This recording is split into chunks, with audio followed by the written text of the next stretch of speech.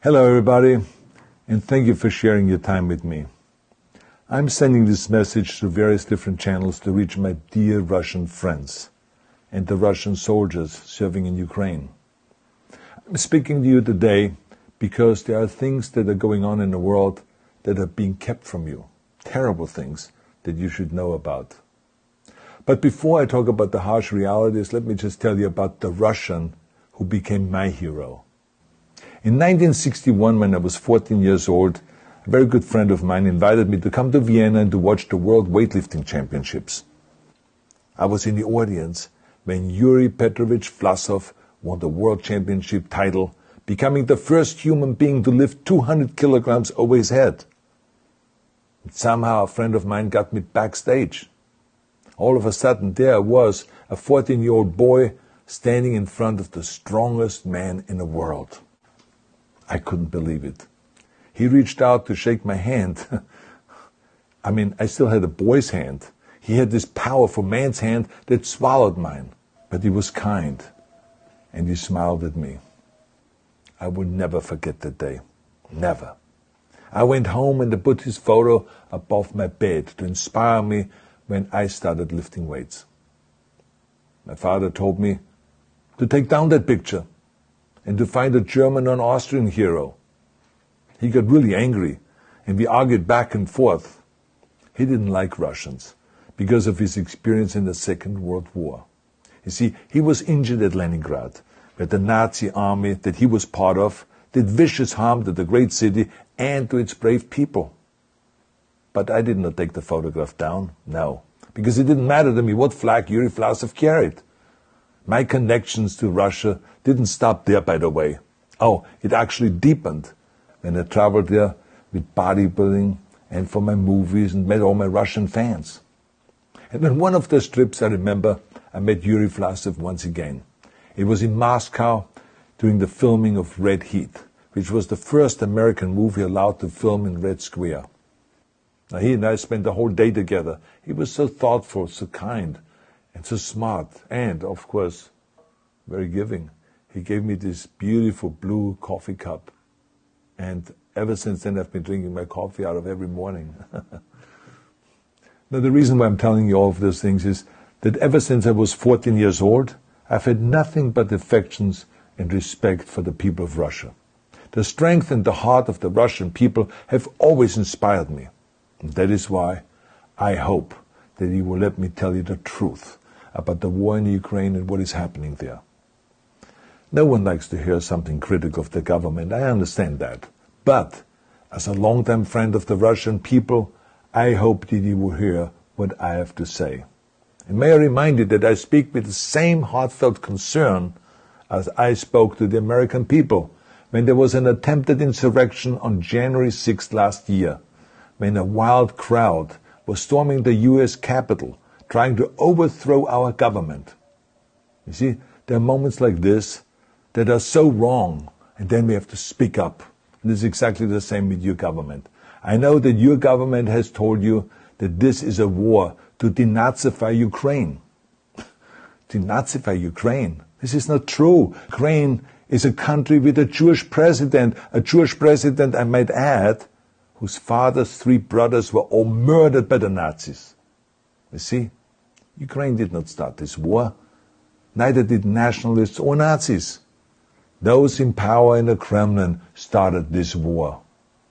This is not the Russian people's war. No. As a matter of fact, let me tell you, what you should know is that 141 nations at the UN voted that Russia was the aggressor and called for it to remove its troops immediately. Only 4 countries in the entire world voted with Russia. That is a fact. See, the world has turned against Russia because of its actions in Ukraine. Whole city blocks have been flattened by Russian artillery and bombs, including a children's hospital and a maternity hospital. 3 million Ukrainian refugees, mainly women, children, and elderly, fled their country, and many more are trying to seek to get out. It is a humanitarian crisis. Because of its brutality, Russia is now isolated from the society of nations. You're also not being told the truth about the consequences of this war on Russia itself. I regret to tell you that thousands of Russian soldiers that have been killed. They have been caught between Ukrainians fighting for their homeland and the Russian leadership fighting for conquest. Massive amounts of Russian equipment have been destroyed or abandoned. The destruction that Russian bombs are raining down upon innocent civilians has so outraged the world that the strongest global economic sanctions ever taken have been imposed on your country. Those who don't deserve it on both sides of the war will suffer. The Russian government has lied not only to the citizens, but to its soldiers. Some of the soldiers were told they were going to fight Nazis. Some were told that the Ukrainian people would greet them like heroes. And some were told that they were simply going on exercise. They didn't even know that they were going into war. And some were told that they were there to protect ethnic Russians in Ukraine. None of this is true. The fact is that Russian soldiers have faced fierce resistance from the Ukrainians who want to protect their families and their country. When I see babies being pulled out of ruins, I think that I'm watching a documentary about the horrors of the Second World War, not the news of the day.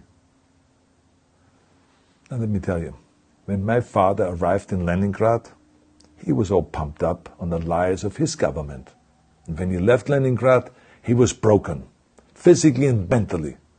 He lived the rest of his life in pain. Pain from a broken back, pain from the shrapnel that always reminded him of these terrible years, and pain from the guilt that he felt. To the Russian soldiers listening to this broadcast, you already know much of the truth that I've been speaking. You have seen it with your own eyes. I don't want you to be broken like my father. This is not the war to defend Russia that your grandfathers or your great-grandfathers fought. This is an illegal war. Your lives, your limbs, your futures are being sacrificed for a senseless war condemned by the entire world. Now, to those in power in the Kremlin, let me just ask you, why would you sacrifice those young men for your own ambitions? To the soldiers who are listening to this, remember that 11 million Russians have family connections to Ukraine. So every bullet you shoot a brother or a sister. Every bomb or every shell that falls is falling not on an enemy, but on a school, or a hospital, or a home.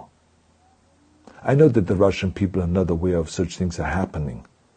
So I urge the Russian people and the Russian soldiers in Ukraine to understand the propaganda and the disinformation that you are being told. I ask you to help me spread the truth. Let your fellow Russians know the human catastrophe that is happening in Ukraine. And to President Putin I say, you started this war. You are leading this war. You can stop this war. Now, let me close with a message to all of the Russians who have been protesting on the streets against the invasion of Ukraine. The world has seen your bravery. We know that you have suffered the consequences of your courage. You have been arrested, you have been jailed, and you have been beaten. You are my new heroes. You have the strength of Yuri Petrovich Vlasov. You have the true heart of Russia. My dear Russian friends, may God bless you all.